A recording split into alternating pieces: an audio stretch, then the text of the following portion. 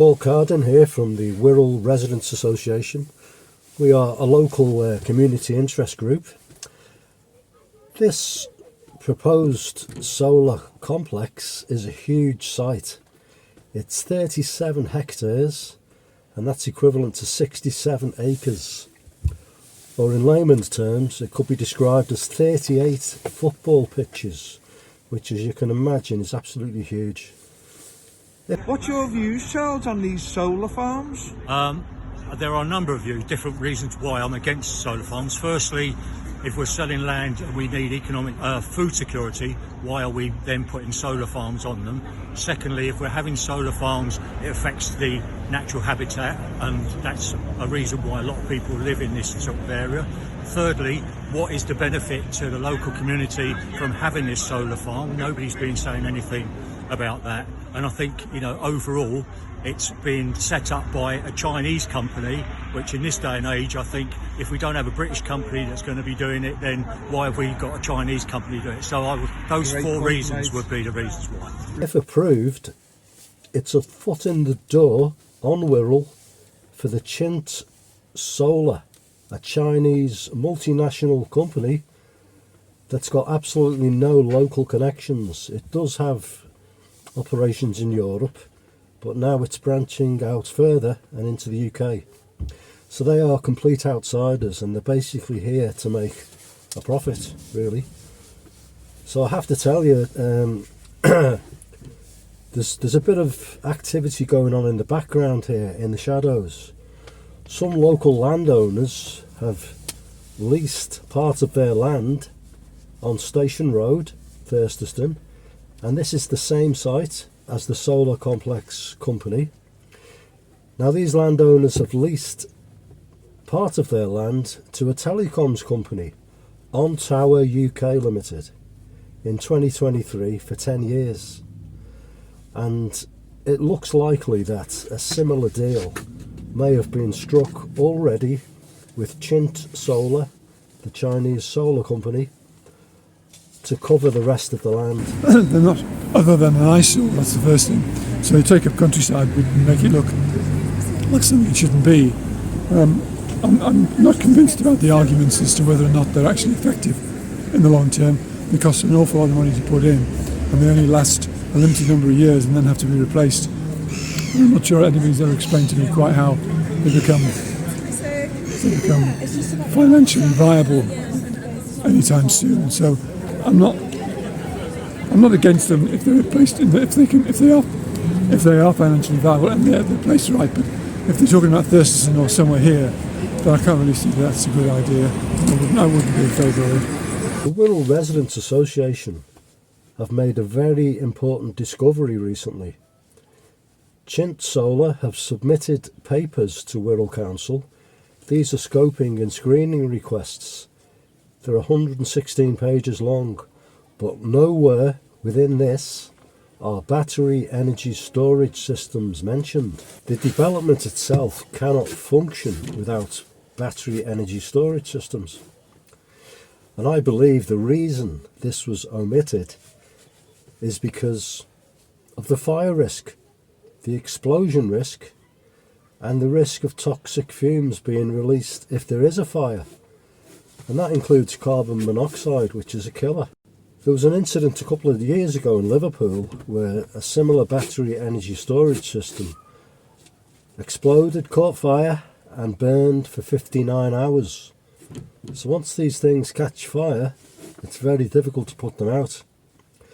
And once one battery catches fire, the rest of them come out in sympathy and you end up with a huge blaze. And the incident in Liverpool was just 4 shipping containers with banks of batteries. Here in Thurstaston, it's likely to be 12 of those shipping containers. So if there was a fire, it could be even worse. Another risk associated with these solar complexes is that if they're not installed correctly, toxic chemicals can leak out into the soil and destroy the farmland. Well, I can see the common sense in it, but I think if we could be subsidised, have our own solar panels and create our own energy, then that would probably be a better proposal, putting a blight on landscape and fields. And I think you're referring to the ones at Thurstaston, aren't you? I think that's it's a bit of a bad show, because once it's built on, isn't it? It's land grabbing. Land grab is what it is. I mean, I believe that you've been campaigning for the farmers also. Absolutely, yeah. I think they're getting a terrible ordeal. I think the people, that so-called leader that we have down in London has really done a bad thing, and he's trying to. There's certainly an agenda, and people just aren't seeming to grasp it.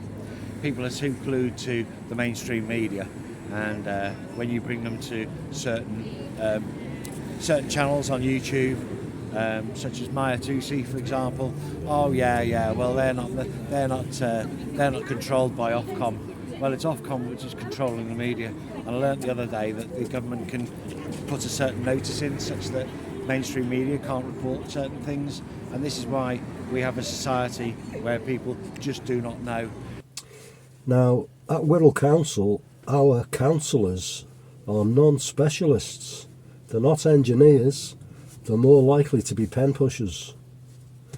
But these are the people who need to be asking the right questions, not just ticking the boxes.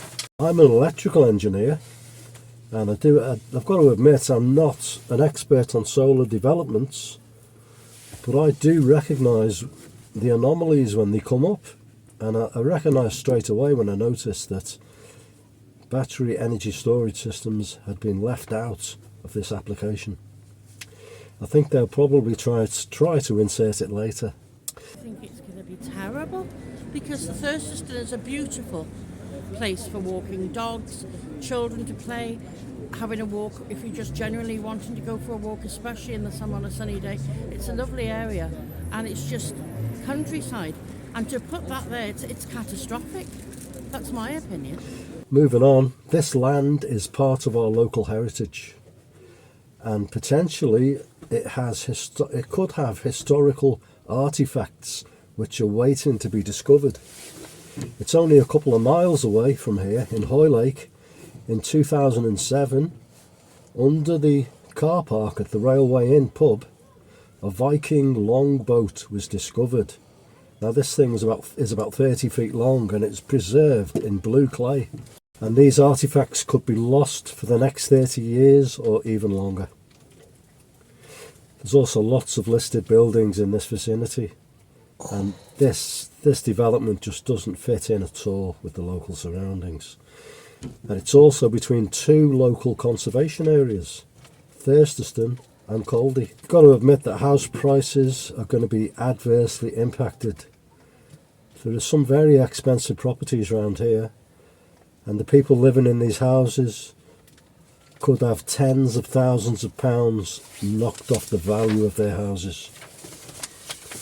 Then there's a local ecology aspects to this. We've got bats, we've got migrating birds, and already we know that there are great crested newts living in the area. And these great crested newts live on the land. They've lived here for centuries, and they breed in the local ponds. So all of this is going to be impacted, and hopefully our councillors will be there to point this out. Chint Solar, the Chinese solar company, will have to satisfy a very detailed environmental impact assessment. But even if they do, we have to stand strong and say no. 3,000 people have already signed the online petition Say No to Industrial Solar Farms on Wirral's Greenbelt. You can find this petition on change.org and put in the keyword Thurstaston, and please sign our petition. And finally, just to round up, this is pristine, unspoilt greenbelt land. The function of this greenbelt land for centuries has been to grow food for local people. We have to unite together, stand strong, and say no to this industrial complex.